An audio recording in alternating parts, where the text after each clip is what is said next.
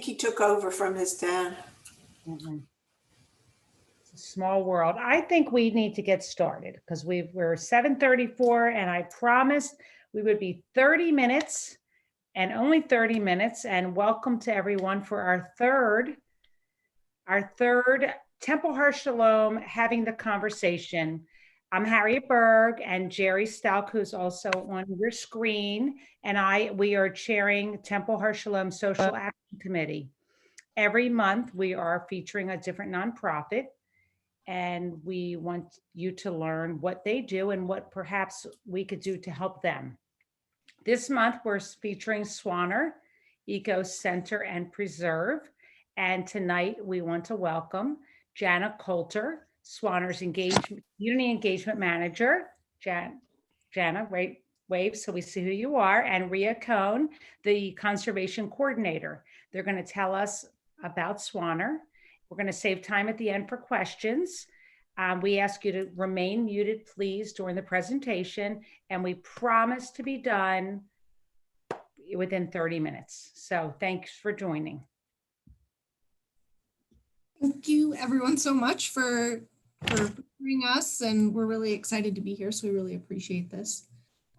Like Harriet said, I'm Ria Cohn. I'm the Conservation Coordinator here at Swaner. Yep, and I'm Jana Coulter, Community Engagement Manager, and so we have a PowerPoint that we'll share with you so you can see some beautiful pictures, because what is a nature preserve without showing you some amazing pictures of the things that we get to protect and share here. So we'll pop that up on your screen and hopefully you can see that and still see us if we do it right. How's that look, everybody? Some thumbs up. Great. Awesome. Perfect. Yep. Well, some of you sound like you're a little bit familiar with the preserve and some maybe not so much. So we'll give a general overview and kind of jump into some ways to get involved here at Swaner Preserve. So this photo on the right is a picture of the Swaner EcoCenter, and that is a picture of view that you only get when you're out on the preserve. But it's great because it shows where we're positioned in Kimball Junction. And we call it the gateway to Park City because we have this 1,200 acre spot of land that we are protecting and is protected in perpetuity through conservation easements. So it's pretty amazing landscape that used to be mostly wetlands and was converted to farmland and then was donated and turned into what is now Swaner Preserve and EcoCenter. And so you can still see kind of some remnants of that past farming that happened here. But now it is a haven for wildlife, and these wetlands, and a lot of work has gone into restoring those and maintaining those. And that's a big part of what Ria's job is. So Swaner Preserve, we straddle I-80, about 850 acres are on the south side that you'll see when you're driving toward Park City, and about 350 are more of upland habitat, and that's where we have about 10 miles of trails. So if you have ever been to the Spring Creek Trailhead, or hiked or walked or biked or snowshoed, I guess, on the Glen Wild trails, those are part of Swaner as well. And they're often forgotten. Yeah, so they're pretty amazing. They're amazing wildflowers over there. Recently, we saw a sago lily last week, our state flower. So that's pretty cool. And then we also have a lot of sandhill cranes that like to nest in our wetland side of the preserve south of I-80 behind the EcoCenter. And we have a webcam that actually highlights those in April and May when they're nesting here. So yeah, it's a general overview for you. All right, our mission here at Swaner is to preserve, educate, and nurture. So when we think about that mission, we're looking at it both from the perspective of the wildlife and the land that we are preserving and protecting, and also toward the people that share this wild place. So a lot of what we do is focus on youth education, but we also focus on adult education and getting people involved in myriad ways through that. So we'll talk briefly about our education programming, because it's a big part of what we do when it comes to nurturing. That really means like getting youth involved and out there in these wild places that help them connect to nature and to this special place. There used to be so many more wetlands in this area than there are today, but we're grateful that we have a lot of them that we get to protect and preserve.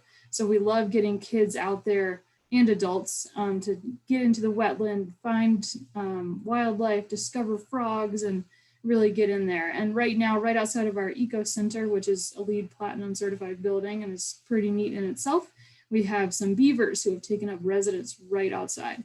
So we maybe have 3 beavers out there, and they've built a beaver lodge, and it's really amazing. We couldn't have planned a better exhibit to naturally install itself right outside of our EcoCenter. And so that's probably a really neat thing that if you come visit us, and we're open Wednesday through Sunday, 10 a.m. to 4 p.m. that people can come and visit and see all of these things. So for our youth education, we've got things year round. So during the school year, our educators are going into schools and they actually see every single 4th grader in the county, and that's pretty neat. And they also see other classrooms as well when they're requested. And then we have after school programs. So parents can bring their kids here for nature after school. Nothing like getting outside into the snow or into the wetlands and getting a little bit of that dose of nature after school. And then we also have summer camps. And those summer camps are awesome. They're happening right now. They bring a lot of great youthful vibrancy to our nature center. And so those are for, all elementary school ages pretty much. And then we have high schoolers who we hire to help with those. So we really get everyone involved. And it's really fun to see these high schoolers in that kind of leadership role, mentoring these younger kids. And you just see, I can hear them from my office. They're just lighting up with like, we just saw a fox outside and other sorts of things. So those camps are always a lot of fun. And we have opportunities year round for the kids. Let's see. So we also have for adults a series called Walks, Talks, and Workshops. And that involves a variety of different things that there's really something for everyone. And that's what makes it amazing. So this photo here on the left, that's a birding tour with Kenny Fresh, who's like one of the best birders in Utah, if not the best. And so that's always amazing. People sign up for those events ahead of time and get to go enjoy, learning from an expert. And we have a lot of other things like that, whether are wildflower walks or the firefly tours that we're talking about, or let's see, we've had other experts come in and talk about a variety of things. And I'll let Rhea mention some other things that we have coming up on the horizon. Yeah, so love these photos from the birding tours. These happen in the spring and fall during peak migration. And we see over 170 species of birds at some point stopping over, full-time residents or seasonal. And these photos that you're seeing right now are from the south side of the preserve, what I think most people are familiar with when they drive into town. And it's actually not open to the public. So these are a really great way to get out onto areas of the preserve that are not open to the public and with a guide to see what's coming up out there. So there are guided tours available to schedule with a group or open to the public on Saturday mornings. A couple of our upcoming adult education events include Feed the Bees, which is a pollinator planting workshop. It'll be in person and you can learn how to provide for pollinators in your own yard. That's on July 15th. And all of this information and calendar can all be found on our website, which is swanerecocenter.org. And our online calendar's on there and can get you to ticketing and everything like that. We'll also have a lecture about wildfires at the end of July with Patrick Belmont. That's July 29th. We love bringing in these experts, and that will be a virtual lecture. So we'll continue our lecture series, workshop series. There's different stuff depending Thanks on for hosting. Talk soon. different stuff all year.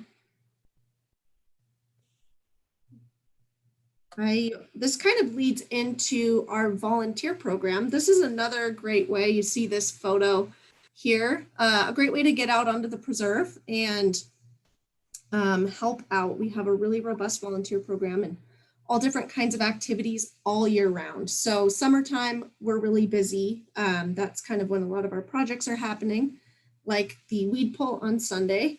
But there's a project for everybody. There is, like in that upper left photo, our Sunday craft, which will be bringing back was paused for COVID, but we'll be bringing back this summer, and was a free craft for kids every Sunday morning with recycled materials.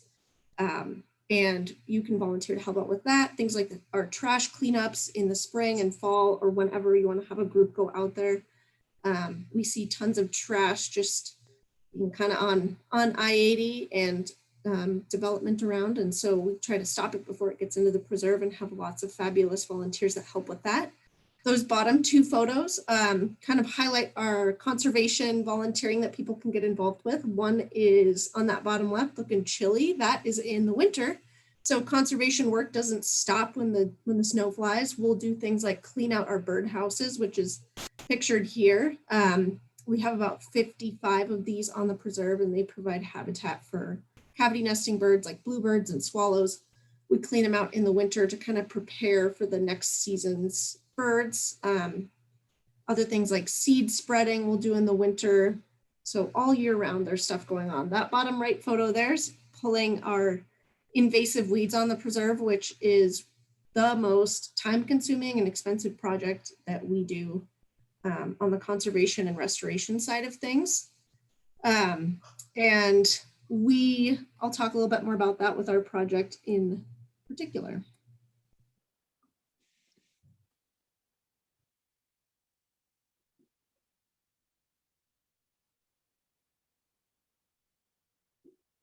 Hello?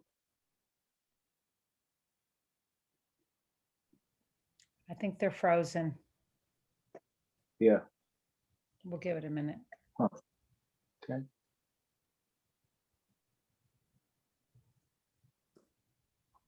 And so this is our tower. There's time both before and after this project to do that. Rhea, Rhea. you were frozen. You were frozen. The minute you put that slide on, you froze. So anything you said, you need to repeat. Oh, weird. Okay, well, take two. Very Okay. strange. Well, this is our volunteer project on Sunday that we'll be having 1:30 to 3 p.m. We're meeting at the EcoCenter. The EcoCenter is open at this time, which is really great. So if you want to come a little bit early or stay a little bit later, you can see the EcoCenter permanent exhibits that we have, our pier, observation tower, kind of learn a little bit more about what we do in that way. And so we are asking for signups for this project. The link is there, and I'll throw it in the chat in just a minute. And if anyone has questions about this, they can contact me, email or phone anytime. I'd like to give a little bit of background on what this project is and why we are doing it and why it's important. What was that? Orange one about this skirt I have. I'll show you later. Okay, well, here is a photo from the north side of the preserve, which Jana mentioned earlier when she's pointing out that map and kind of near some of those trails that some of you guys have been on before. And so you can see that south side of the preserve over here, the EcoCenter is right here, I-80, 224. You can really see our boundary really well in this photo. Look at this distance. Oh, yeah. And so we're going to be pulling this invasive weed. It's called Dyer's Woad, and it's really bright yellow. It's kind of turning a little bit more green right now. And invasive weeds are not just like weeds in your garden. It's not like a dandelion or something that you just don't want growing where it is. Noxious weeds, invasive weeds, these plants are introduced species, and they spread just like wildfire across the native vegetation.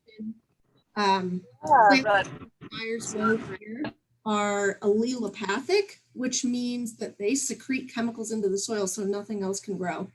This photo here, we've got our beautiful arrowleaf balsam root, that kind of sunflowery looking, like gorgeous native plant that we see earlier spring. They're just all over the hillsides. And these invasive weeds here, so kind of unchecked, they really spread really quickly. This is a weed that we can pull. You can physically pull it. And there's a whole bunch of these guys. We deal with about 12 on the preserve, and part of just our mission of improving and protecting this really critical habitat, both the wetland and this upland kind of sagebrushy habitat here. A big piece of that is removing these plants so our native plants can flourish, our native wildlife can flourish, pollinators, all the things that are in our ecosystem that are all connected. So it's kind of a little bit of background on that. We'll definitely see a bunch of this on our volunteer group. And I love getting people out on the preserve to answer all the questions, show all the things. We always see something really cool, whether it's some deer or something like great blue herons or other birds. It's a really fun way to get out on the preserve and help us make a difference. And we really appreciate when people come out and help us. So I think that's all that we have in terms of slides. I'm going to stop sharing my screen. But if anyone has questions, I'm going to throw this registration link in the chat right now. So everyone can have that. And yeah, we'd love to take any questions that you have or comments or sightings or anything. So thank you. Thank you. It was wonderful presentation. I actually have a question. So you said that you have kids come, like, is it every Sunday and do recycle? Like, can you tell me like what they do and the ages of the kids? Yeah, for sure. So Sunday Craft was a program that we had pre-COVID. It's really hands-on, was super popular. We've had it for years and we kind of put it on pause for a while, but we'll be bringing it back. So every Sunday morning from 11 to 1, we've got all these recycled materials, whether it's toilet paper tubes or egg cartons or natural materials like grasses or shells, or we don't have shells here, but other things that we collect. It's free. Suggested donation for visiting the EcoCenter is $5 when we don't have a paid exhibit. But that is both super fun activity for, I'd say, any age kid that is able to do a craft by themselves with maybe some guidance. There's always like ways to modify it for older or younger kids, say any elementary school aged kid. And then that's a really great volunteer opportunity as well for middle schoolers, high schoolers, adults to come and help out with this project. If you enjoy working with kids, if you like crafts, it's always a busy time. And I'm really excited to bring it back. And as we've kind of been opening things and phasing back in all of these programs, it's been really great to have so much life in the EcoCenter. So that will be, when we do phase that back in, we will put it on both our website calendar and our social media. So I'll throw a link to our calendar in the chat as well. Great, thank you. So I have a question. I actually have two questions, but one is, so how do the invasive plants get there? Is it airborne seeds? I mean, do they just, that's sort of my assumption. Yeah. So Okay. a lot of them come kind of different ways. So a lot of them have been in North America kind of since travel all around the world by boat started happening a few hundred years ago. A lot of these weeds, so Dyer's wood has kind of a big seed that doesn't have like anything that it can fly in the wind, but it was brought here as a dye plant. Actually, that's what the name suggests. And it's not a yellow dye, it's actually an indigo dye because the stem is kind of purpley. So that's why that plant was brought here on purpose. Other plants, like those burrs that you get stuck to your pant legs when you're out for a hike, those might have been brought here with livestock or people. Those seeds travel and they get stuck to mammals. So it might have been brought here that way. A lot of some seeds are airborne. Some are brought as ornamental plants. So things like myrtle spurge in Salt Lake or tamarisk in southern Utah, those are both ornamental plants that were brought here and have kind of just spread out of control and take over. Okay, thanks. And then, sorry, go ahead, Deb. I have another question, but I'll wait. No, go ahead. You go. You go. My question is, how long have you been where you are? And was all of the whole property donated to you at once? Yeah, that's a really great question. And the answer is no. The Swaner Preserve is made up of about 30 different parcels. I'm going to map on the wall behind me here. And a lot of those, kind of the jump starting of this was in like 1993. Leland Swaner, who's kind of the father of the Swaner family, passed away, and his family wanted to do some kind of memorial park. And once they did some kind of investigation and soil analysis, they were like, wow, this was a wetland, it was not clear. And they really shifted their thinking from like a park type thing to preserve, for wildlife and nature. And so that piece was about 180 acres. And through kind of fundraising, donation, and purchasing, pieced together these 30 parcels. The last piece that was added was the Wallen barn, which is long 224. It's the big white, not the McPullen barn, but another big white barn. That was the last piece added, I want to say in like 2006. So it took a while. It took over 10 years to kind of piece all of these things together to get to the 1,200 acres. That was great. My second question was, unless nobody else has one, is what I think I've got a sense of some of the wildlife in the southern portion, but what kind of creatures live on the uplands? Yeah, really great question. Which I assume are different, maybe different. Yeah, some different stuff, some things that kind of go back and forth. That sagebrush shrubland has the highest diversity of wildflowers that we see anywhere on the preserve. Those big sagebrush kind of harbor that nice like shady area for these little plants to be protected. A lot of our ground nesting birds, things like towhees, lazuli buntings, if anyone's into birds, love these sagebrush shrublands. That's where we see East Canyon Creek at the bottom of that hillside as well, which is the largest waterway on the preserve. And that's where if we see moose ever, we see them over there. Things like herons, some larger fish in there. A lot of deer. Herons? Like a great blue heron, they're really big fishing birds. Wow. So a lot of deer and elk. There are some cow elk. So the female elk and their young hang out a lot over there. On the south side, in the winter, we see these bachelor groups, which means like all males with their antlers. We usually see about 15 or 16 of those on the south side. So that's kind of, south side's their spot. Females and the yearlings and the babies kind of stay on that sagebrushy area, which is kind of funny. Any other questions?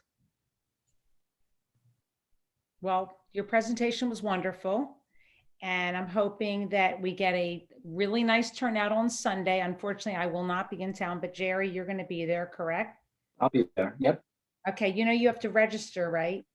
Yep. I got the link. Great. And we'll keep an eye on, we'll be in touch between now and then and see how many people we get registered. And if it's not a lot, then Jerry's going to have to weed a lot. That's all. Yeah. We'll try to talk it up Friday night too. Okay. And kids can come as well if they're of the age that they can wouldn't mind helping to pull weeds. Yeah. So, If people don't pre-register, they can just show up, right? They can, and I'll have waivers. It helps us a lot if you pre-register to get that waiver out of the way, like less paper. But if anyone doesn't want to do that, please feel free to show up. Okay. And I'll have paper waivers and stuff for everybody. Great. Well, Rita, this was fabulous presentation. I'm not happy. I just want to see what they're doing I'm out so there. angry. It's insane.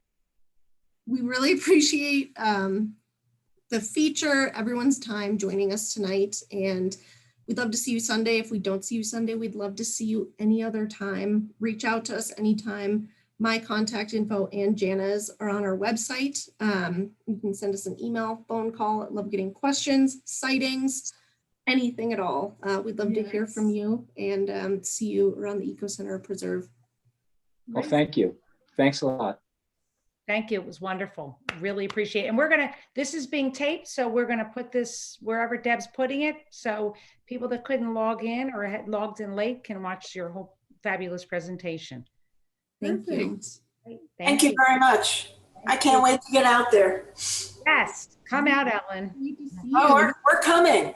Good. And my synagogue already sent Deb, the reciprocity thing. Great.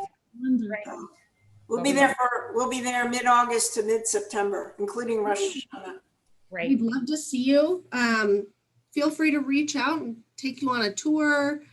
We'll have lots of other. Yeah, we actually went to the preserve. I remember the EcoCenter, and I remember walking along a pathway.